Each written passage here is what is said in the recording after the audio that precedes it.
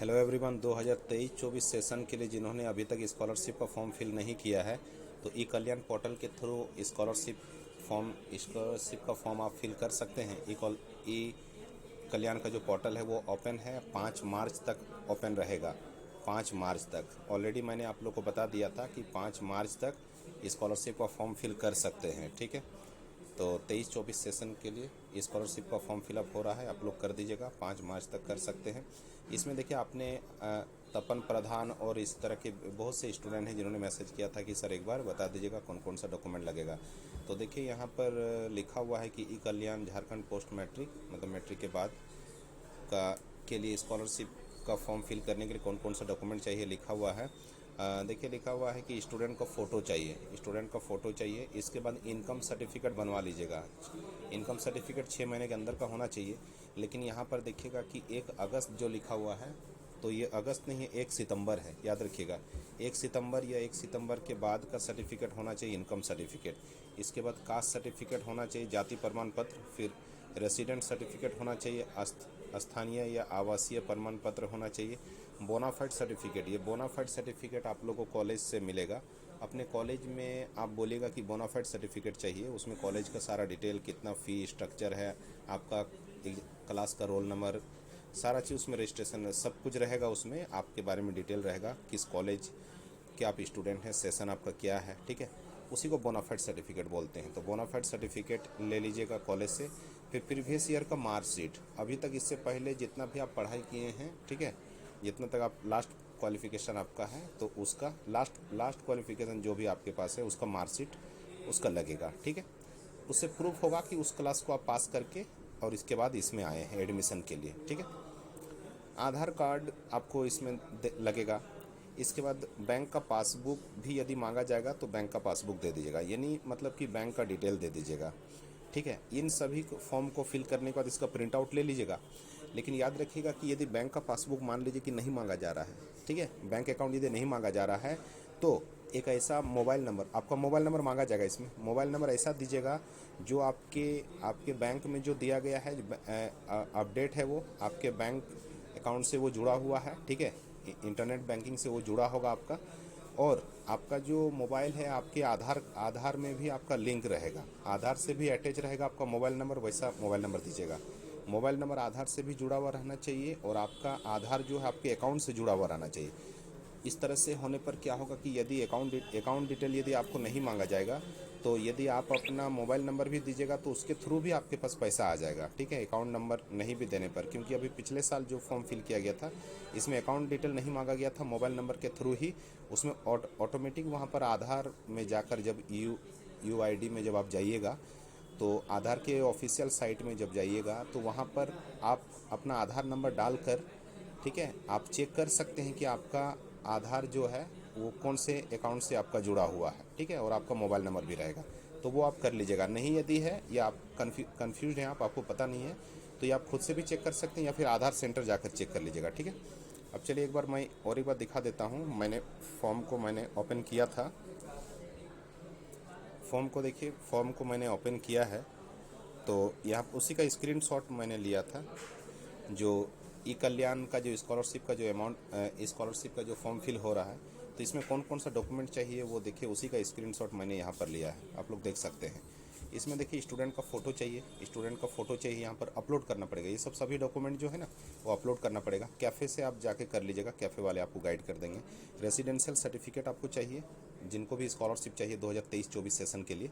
ठीक है, तो रेसिडेंशियल आपको सर्टिफिकेट यहाँ पर चाहिए। और रेसिडेंशियल सर्टिफिकेट का जो इशू डेट है ना, इशुएंस नंबर, मतलब रेसिडेंशियल सर्टिफिकेट का जो नंबर है वो नंबर भी आपको यहाँ पर लगेगा।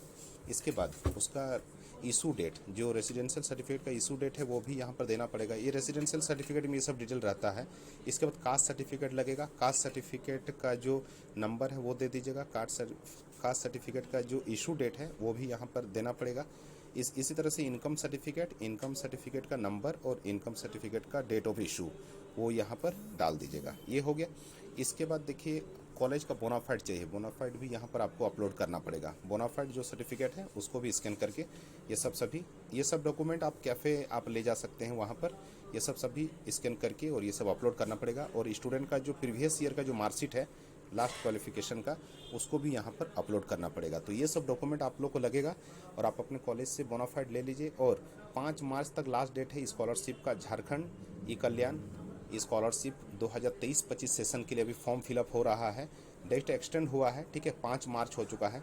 बहुत ज़्यादा जहाँ तक मेरा अंदाज़ है कि ये 5 मार्च से भी आगे बढ़ेगा। जो इससे पहले का जो मेरा एक्सपीरियंस है, जैसा कि अभी कुछ सालों से मैं देख रहा हूँ, तो हो भी सकता है कि 5 मार्च से भी आगे ये बढ़ जाएगा। बट अभी फ़िलहाल के लिए आप माइंड में कब यही करके रखिए कि 5 मार्च ही लास्ट डेट है, और तब तक आप अपना इनकम सर्टिफिकेट यदि नहीं बनवाएं, अभी भी आपके पास टाइम है, अर्जेंट में भी जल्दी से बनवा लीजिए और कॉलेज से बोनाफाइड सर्टिफिकेट ले लीजिए। आप में से एक स्टूडेंट ने कहा था कि सर बोनाफाइड किस तरह का रहता है, दिखा दीजिए, ठीक है, कमेंट किया था। तो ठीक है, मैं देख लेता हूँ, यदि मेरे पास बोनाफाइड होगा पहले का रखा हुआ तो वो मैं दिखा दूंगा। वैसे अभी यहाँ पर अभी मेरे पास है ना, मैं ऑफिस में हूँ, ठीक है, मैं उसको दिखा दूंगा आप लोग को बोनाफाइड किस तरह का होता है, तो आप लोग अप्लाई कर दीजिएगा, ठीक है। और किस तरह का कोई दिक्कत होगा स्कॉलरशिप, अच्छा हाँ, यहाँ पर और एक चीज़ बताना था कि बहुत जल्द इस जो लोग 2022-24 सेशन वाले स्टूडेंट हैं, जो 22-23 सेशन में जिन्होंने स्कॉलरशिप के लिए फ़िल किया था बट अभी तक अमाउंट नहीं आया है, तो वो लोग टेंशन मत लीजिएगा। जिनका भी AA ऑफिसर से अप्रूव्ड हो चुका है, AA जिनका हो चुका है, तो बहुत जल्द उनको इसी महीने में उनको अमाउंट उनके पास आ जाएगा।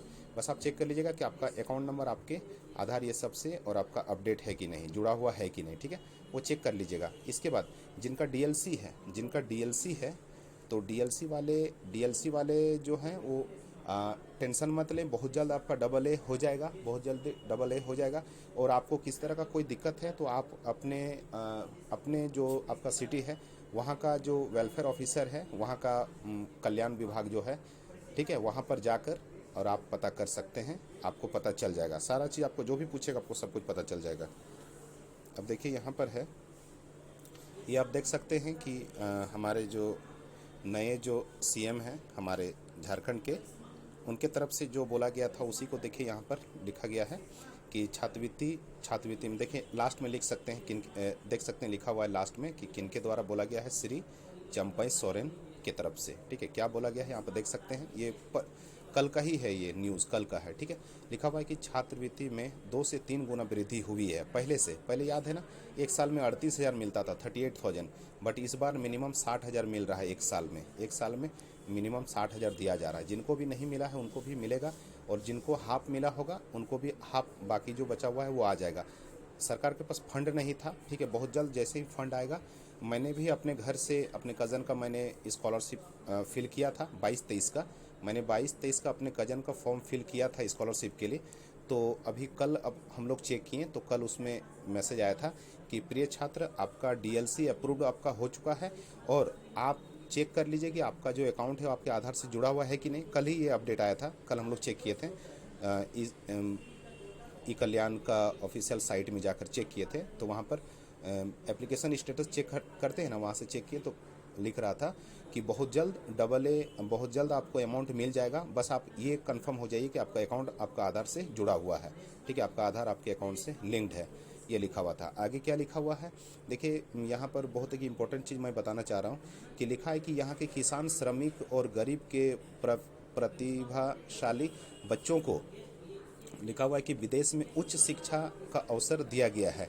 गांव के बच्चों की बेहतर शिक्षा के लिए उत्कृष्ट विद्यालय शुरू किया गया है। आप में से एक स्टूडेंट ने मुझे मैसेज किया था, एक स्टूडेंट ने जिन्होंने कमेंट किया था, तो उन तक ये बात पहुंच जाता तो अच्छा रहता, ठीक है। तो आप में से एक स्टूडेंट ने मुझे कमेंट किया था कि सर मेरा DLC भी हो चुका है या AA हो चुका है, शायद कुछ ऐसा आपने बताया था, मैसेज किया था आपने, कमेंट किया था कि सर AA या फिर DLC मेरा हो चुका है। जब मैं कल्याण विभाग से मैंने कंसल्ट किया तो उन्होंने ये बोला कि आप आउट ऑफ झारखंड से आप पढ़ाई कर रहे हैं, इसलिए हम लोग को परमिशन नहीं है स्कॉलरशिप देने का। बट ऐसा कुछ नहीं है, मैं बार बार सर्च कर रहा हूँ, चांस है कि मुझे मिल जाएगा।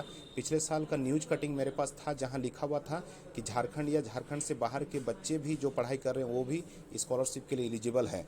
और इस बार भी देखिए लिखा हुआ है, यहाँ पर आप देख सकते हैं जो लिखा हुआ है कि विदेश में बच्चों को, जो विदेश में जो गरीब और प्रतिभाशाली जो बच्चे हैं, तो विदेश में उच्च शिक्षा का अवसर दिया गया। अवसर दिया गया है का मतलब क्या है कि मैं जब अपने अपने पैसे से ही जब खर्च करके मैं विदेश में पढ़ रहा हूँ, तो इसमें आपका क्या सपोर्ट है, आप मुझे क्या सपोर्ट कर रहे हैं। बाहर तो मैं खुद से भी जा सकता हूँ, ठीक है, लेकिन यहाँ पर सरकार ने क्यों ऐसा लिखा है कि विदेश में उच्च शिक्षा का अवसर दिया गया। इससे पता चल रहा है कि इससे पता चल रहा है कि जो छात्रवृत्ति जो है वो यदि आप झारखंड से बाहर से भी करेंगे, विदेश क्या है, विदेश भी तो झारखंड का बाहर ही हुआ ना, तो यदि कोई बाहर से करता है तो उसको भी सरकार सपोर्ट कर रही है, लेकिन गरीब होना चाहिए। गरीब मतलब कि SC ST और OBC कैटेगरी का होना चाहिए। SC ST और OBC, SC ST या फिर OBC कैटेगरी का कैंडिडेट यदि है, ठीक है, तो उन्हीं को फाइनेंशियल सपोर्ट सरकार की तरफ से किया जाएगा। तो आप टेंशन मत लीजिए। जो भी स्टूडेंट ने मुझे कमेंट किया था, आप ये कटिंग भी आप दिखा सकते हैं, ये कटिंग भी आप दिखा सकते हैं